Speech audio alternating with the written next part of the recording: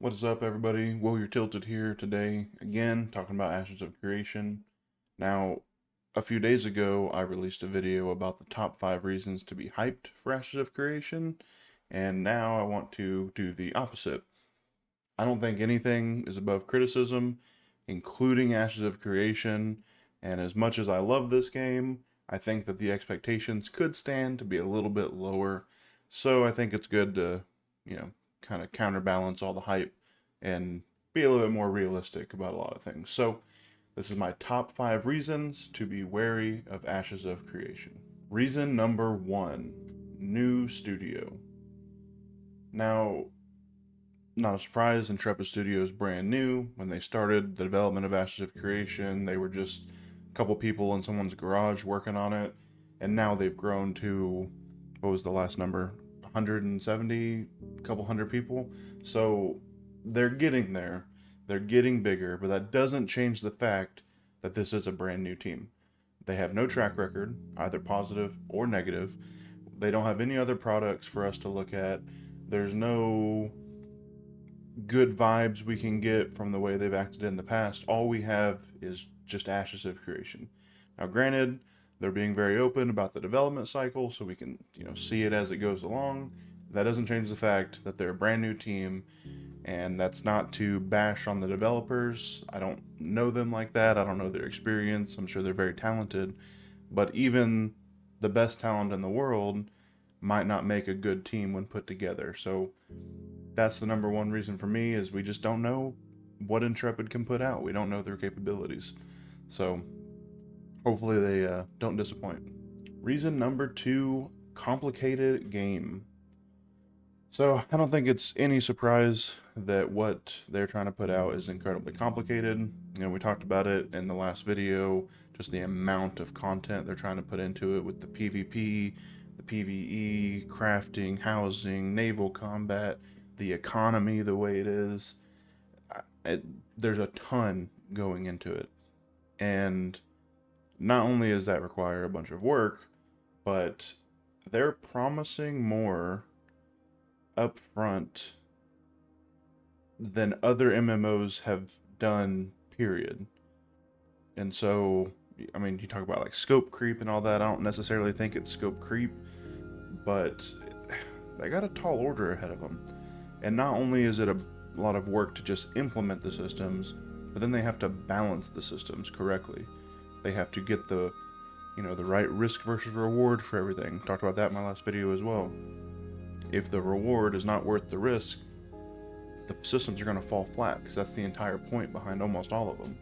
So not only do they have to have the time to actually create all of this and make it fun, but they also have to balance it correctly so that the systems that interact with each other, the node system, the economy, the corruption system, work. I mean, it really is simple as that. So hopefully they're not over-promising. Hopefully they do have a handle on it. I don't think that there's anything wrong with trying to innovate and grow the MMO genre. I mean, we've been pretty stale for the past, 10, 15 years, something like that. So I think we're due for some revamps, but hopefully Intrepid can be the one to do it, and they're not overselling. Reason number 3, player participation. Now, all multiplayer games require player participation, obviously, but they don't require player participation to the level that Ashes does. I mean, you play a MOBA, you play a shooter, whatever, you just need people online to play with. But these systems that they're putting in place, the sieges, the caravans, the PvP, the economy, requires many people to be contributing. I mean, if you don't have people that want to do sieges because it's not worth it, or if you don't have people that want to go do PvP, the bounty hunter corruption system's pointless. If they don't need to do caravans because, it's not worth it, or they can just gather whatever they need locally, or whatever the reason may be, caravan system's dead. You have to have players that want to do these things, or, I mean, there goes the whole game. Another part of this is I go back and forth on.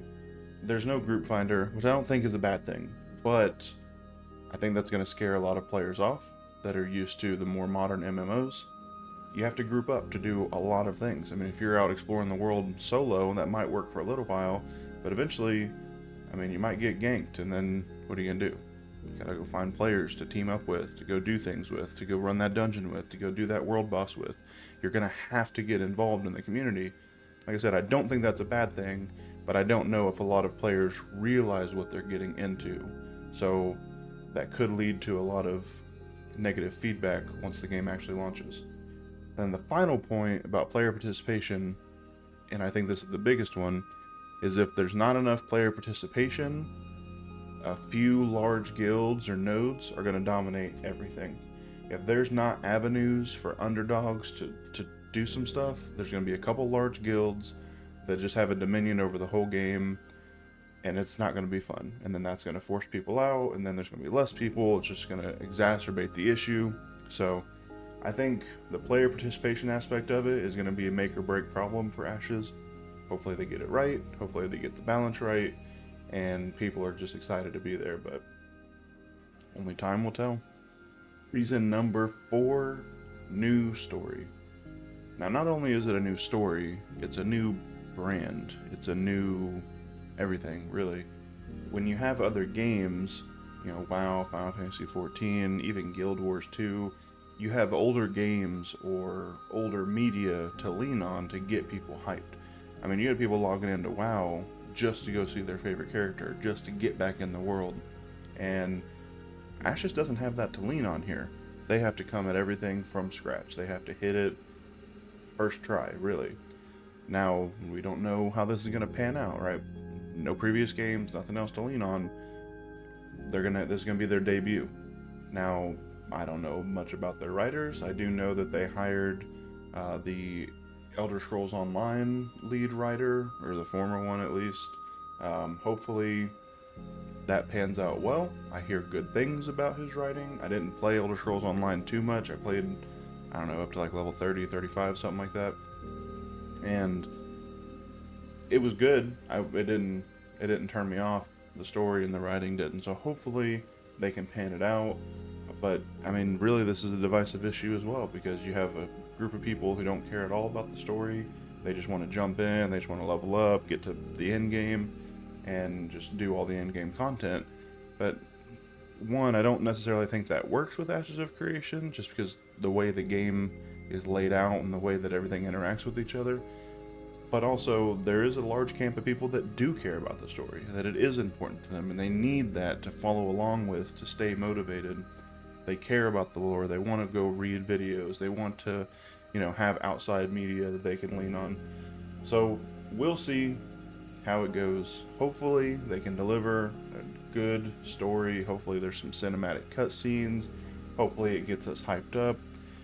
But we don't know. We'll have to find out. Finally, reason number 5. Overhype. Holy cow, is Ashes of Creation overhyped?